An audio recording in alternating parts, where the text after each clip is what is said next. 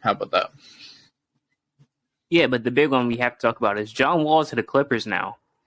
That's a big move. Because going back to what we were talking about with the Clippers was that you have two guys, right, who both score from the wing position, right? They're both 3-level scorers, both really like to operate within the mid-range. They don't really have too much that they do opposite of each other. Mm-hmm. They could learn something from the way the Boston Celtics have been able to tackle that problem with Jason Tatum and Jaylen Brown, because they used to operate on the same side and there's no spacing. Basketball has become a game of spacing, especially with all the threes and all the, you have to be able to operate from a long distance because the other team will outshoot you if you can't operate like that. So you have to be able to match firepower. And one thing that the Clippers need to be able to do is need to go ahead and look at that Boston Celtics and start putting Kawhi and Paul George in different positions. But another thing, the big reason why I want to talk about this trade is because it opens up the Clippers to be a great team. Why do you say? Because Kawhi Leonard is not a great thinker. Paul George is not a great thinker. John Wall is not a great thinker, but he's a thinker. He thinks like a point guard. He thinks in capacity, wait, I can move this guy here, distribute, and really make the team better. This team has become a favorite now, one of the favorites in the West because of the acquisition of John Wall. If you guys don't believe it, it doesn't matter how injured he is. You have two of the premier 3-and-D superstars. That's what they are. Be honest. 3-and-D superstars in Kawhi Leonard and Paul George. You don't need thinkers. These guys are going to lock down. I mean, you don't need John Wall to give you 20, 25 points. He can give you 15 to 20. He doesn't need to be a 30-point per game scorer. He doesn't need to do that. All he needs to do is distribute, facilitate, and take the thinking part away from Kawhi Leonard. He's not a chess player. Give him the ball, get out the way. Give Paul George the ball, get out the way. That's all he has to do. And they could win a ring. It'll be just that simple. Yeah, I couldn't agree with you more, Chris. Like 100%. This is definitely one of the biggest moves made in the free agency. The other moves that they made, they re-signed Nicholas Batum. They got Amir Coffey. They re-signed Ivica Zubac. So, I mean, the Clippers next year, they got Paul George, Kawhi Leonard, Marcus Morris, Norman Powell, Robert Covington, John Wall, Ivica Zubac, Luke Kennard, Reggie Jackson, Rodney Hood, Terrence Mann. Like, this team is deep. Like, really, really, really deep. Like, this team, man, it's just crazy how good this team is going to be this year. It's definitely crazy, this year because it's definitely working very well. And it's definitely something that I am excited about because this team is going to be so deep. They're going to be Paul George and Kawhi are going to be able to rest with Marcus Morris, Robert Covington. This is going to be an elite, deep wing defense like they usually have. Having Reggie Jackson off the bench is a luxury. Having the shooting that they have off the bench is a luxury. The only weakness is the center position. But, I mean, you have to have a weakness when you have a team like this, and I completely agree with you. John Wall's basketball IQ will never get the credit that it should. I mean, that guy has been a very good passer since, like, year 2 in the NBA. I mean, this is something he's been doing for a very long time. He's been a borderline 10 assists per game guy, and I really feel like this negates their weaknesses, and their defensive talent can go toe-to-toe with the Celtics. Like, it's gifted defensively. Yeah. So, I agree with you. I agree with you that this is one of those favorites coming out of the West. They just got to be healthy. That's just something that's been against them since day one is health. But I mean, when you roll out Robert Covington being as a rotational small forward, dear goodness, they have a lot of luxuries over there, man. And shooting. Yeah, they really been slowly building this team up, and it's starting to show. John Wall is going to be a very underrated acquisition this season because he hasn't played. You know what I mean? It's like the NBA is a "what have you done for me lately" type until it begins. And the league, so they're looking at John Wall like it's nothing, and when it begins, you'll see exactly what we're talking about here. It's just that they didn't have the capacity, these past couple seasons to be great thinkers, to really move the ball in a way where, it's always give me the ball, get out the way. But everybody else is just kind of, but when you can distribute and get everybody to run in the right direction and kind of get the motion going, then this team is going to be unstoppable. You have to guard, even if it switches, you have to guard Kawhi Leonard and Paul George. And then John Wall does have the ability to take you off the dribble. It's just like, there's always a threat. That's a nice 3 going forward, for sure. Like, look at, if you don't believe me that this is what that the NBA is looking like, look at the Brooklyn Nets. That's why the Brooklyn Nets need to see too many primary ball handlers. Yeah, people who need the ball in their hand and not enough thinkers. What I expect from John Wall is 15-8, and we're gonna be chilling with 15-8. That's exactly what that team needs. That's a very good passer. Reggie Jackson may be a good scorer, may be a good guy to get up shots and stuff like that, but he just doesn't fit with Kawhi and Paul George. And having this guy, man, he takes the pressure off of everybody, and is going to make everything easier for everybody. And people, they have a lot of depth. Like, Norman Powell's been a starting 2-guard for a while. Luke Kennard's a borderline starting 2-guard. Robert Covington's a starter on most teams. Like, some of those guys are going to come off the bench. Like, all those guys might come off the bench. Like, their bench unit is ridiculous. So, this is where things become interesting. They have a real big strength of their team, which is great defense.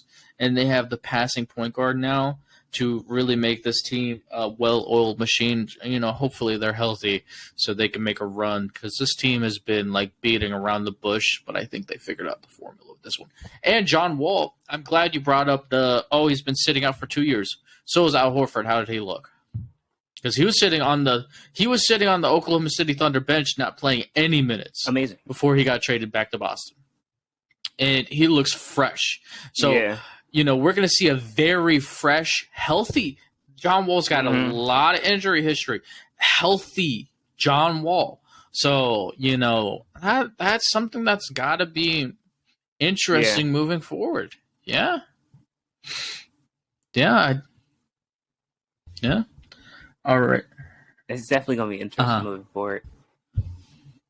And I got one question for you, Jay. He hasn't signed anywhere yet. I need to know. I definitely feel like, can we get Rondo back in Boston? He would be a perfect fit for them. Yeah, it'd be hilarious. Can we get Rondo in Boston? I mean, they already got Danilo Gallinari and Luke Cornett. Yeah, the Boston Celtics did. Danilo Gallinari is going to be a really good bench piece for them. Yeah. Because he's in the same mold as like a Jason Tatum, Jaylen Brown. It's just very, very, very much poor man's. But having that kind of guy off the bench is really nice. Yeah. He's just going to stretch the floor with his 3. That's more shooting. More tall guys who can shoot. The Atlanta Hawks haven't done much in free agency. All they did is they signed Aaron Holiday from a 1-year deal. So nothing. Yeah. Well, I mean, they did trade for DeJounte Murray. We'll go over the trades later down the line when we go through all the trades. So the Brooklyn Nets re-signed Claxton and Patty Mills. What do you think about that?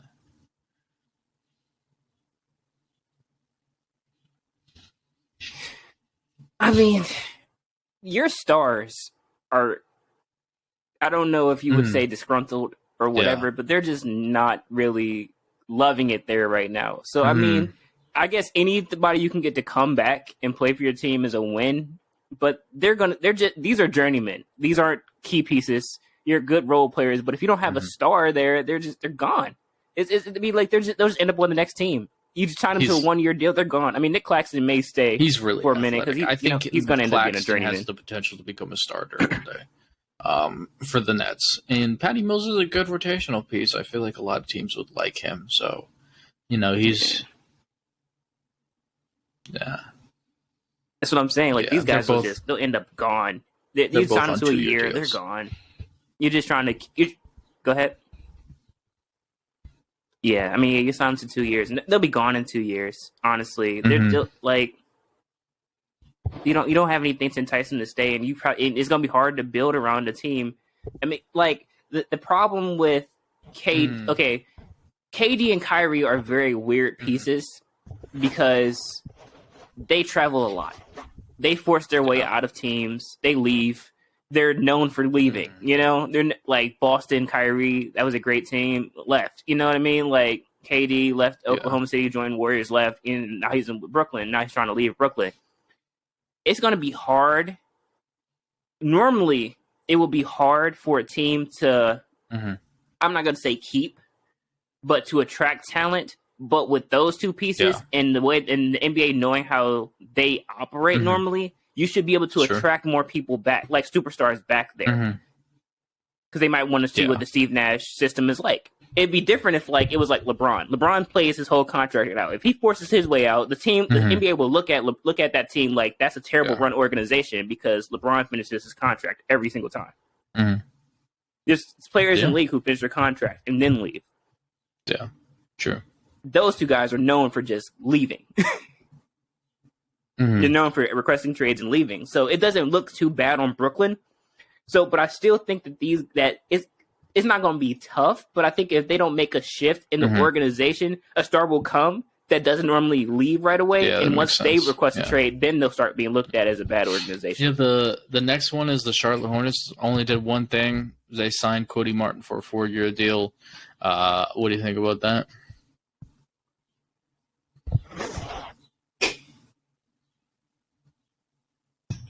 I mean, you got what you wanted already. You did great in the draft. I mean, I think this is extra pieces just to go on your bench. They don't really need splash right now. I think Miles Bridges has not signed anything yet because he's got all that off the court issues that needs to get ironed out. Talk about terrible timing. Yeah. Like, dear goodness.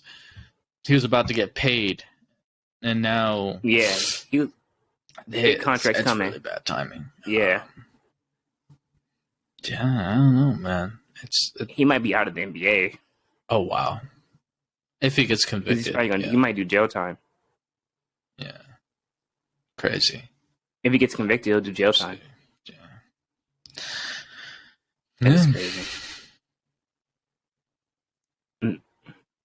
And then who would want to play with that? And then it's like it tarnishes his reputation going forward. Even if he does do like maybe a couple months or whatever, it's be hard for him to even get back. Well, on the a only team example I can give to like that is even though Kobe didn't serve jail time, he did have a pretty big moment where he was going through the court system and stuff like that. So I would say that would be the biggest example I can think of recently where somebody went through that and it didn't really seem to overly affect him.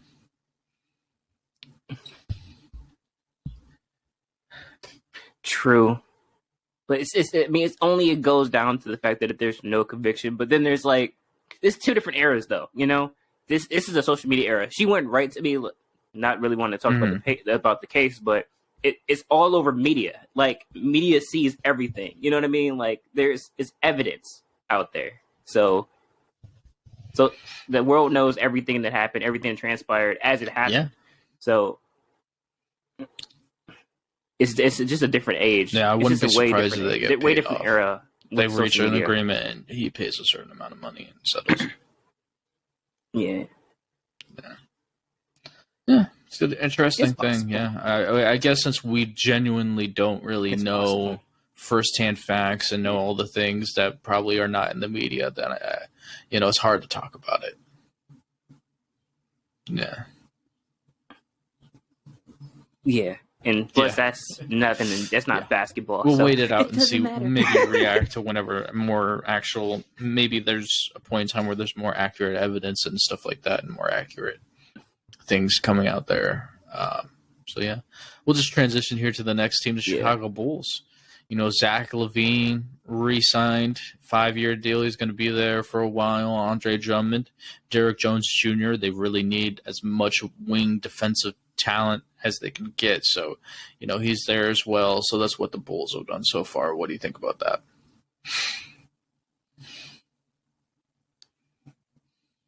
I like the signing of Zach LaVine, but it kind of scares me a little bit. because like I remember there was like murmurings in the media where it's like he's not happy because of the shine. Because Zach LaVine's been with Chicago for a minute. This isn't he isn't newly with Chicago. You know what I mean? He was the guy. And it seems like DeMar DeRozan is pushing him out the way, like becoming the guy. He's not really quite liking that. So I would just have to watch this very closely because, yeah, he signed for the money and phenomenal player. They don't score the same, so it works because DeMar DeRozan is really a mid-range operator, you know, and Zach LaVine operates from from further out. So it could work.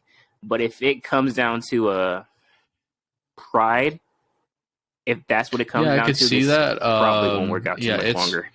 It's definitely one of those things that's definitely interesting. I think that Zach LaVine is just such a good player, though, and I think the Bulls organization. I mean, you can't say for a single second that they haven't shown that they are willing to put the chips on the table and say, "Hey, we're going to try to be winners."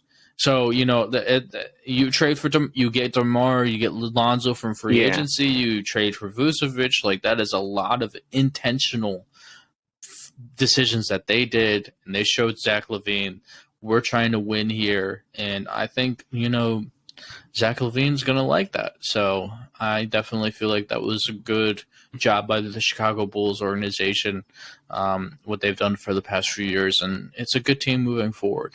Next year, they're going to be good again. Yeah. Yeah. Yeah, just putting pride aside is what it's going to come down to. All right, the next one is the Cleveland Cavaliers. They re-signed Darius Garland. Ricky Rubio is coming back on a 3-year deal. Robin Lopez is getting signed to be a rotational center. Raul Neto is getting signed. And Colin Sexton has not signed anywhere yet. So what do you think about Cavs, Colin Sexton? Check off all of it from the list.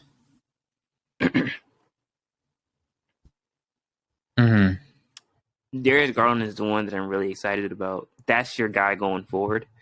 But what worries me is not Darius Garland. It's the Colin Sexton thing because he's been hurt. You know what I mean? He's been out for a little bit. But I've said this before, and I'll say it again. If you're ready to win, that's the player you go get. He's phenomenal role player on a winning team. Phenomenal. He could be a great 6-man on a winning team. He could step into like a Lou Will type of area of greatness when it comes to that off the bench. But it didn't work with Darius Garland and Colin Sexton on the floor at the same time. It just didn't, because it was like, okay, I want to be the guy. I want to be the guy. And you know who's the guy now. They paid the guy, you know? So now it's like, now you're kind of looking like, so you don't need me anymore. So now I'm going to go and look. And what worries me is that I don't want to say that they may not recognize how valuable Colin Sexton is, and that's what will worry me, because I like, the reason why it worries me is because I'm a little biased on this, right? Because he was my favorite high school player. Like, I watched him in high school. I loved his energy, his intensity. Like, I love that. I was like, yeah, this is the guy. He has a killer inside of him, you know. But he's worked really hard to get to where he's at, and he's working hard and still working. Great worker. But I think that other teams may not know how valuable he is, and that's what will bother me. Yeah, and that's just from a biased perspective. I definitely agree with first things first. I think Darius Garland is definitely the point guard moving forward. Future, you want to open up as much space and let that, show through the organization that he is your guy. And I feel like that was definitely the right choice here. Colin Sexton, though, I feel like what's going on is the team that definitely needed a point guard was the New York Knicks. And, they signed somebody else. We'll go over that later. But I think after that, the NBA was like, we don't really have a lot of money to pay him. a lot. So he's kind of thinking now, because he's probably, thinking, okay, the Cavs might want to sign other people. Is it going to be a sign and trade with me? Am I going to sign a long-term deal